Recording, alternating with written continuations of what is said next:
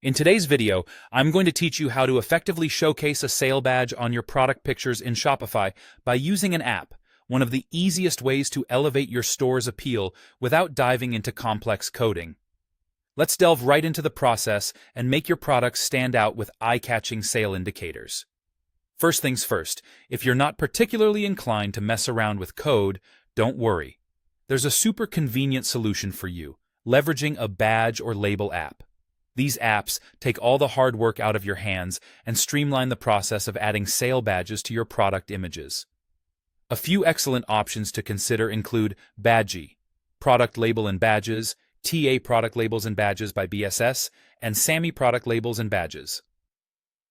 Each of these apps supports various features like dynamic sale badges, discount percentages, stock status, and much more.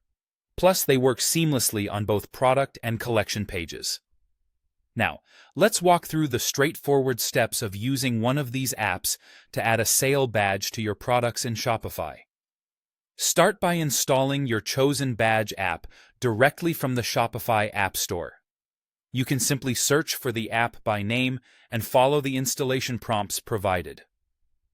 Once the app is installed, it's time to select your desired badge type. In our case, you'll be choosing the sale type to highlight discounted items. Next, you'll want to set the rules for when these badges should appear. This involves configuring conditions, such as displaying the badge when the compare at price is greater than the actual price, or when the discount exceeds a certain percentage.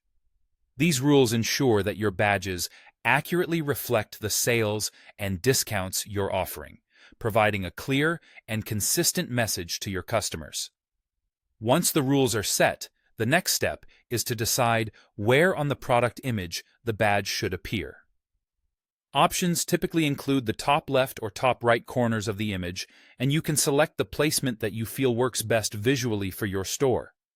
This positioning can significantly impact how noticeable the badges are, so be sure to consider what will catch your customers' attention.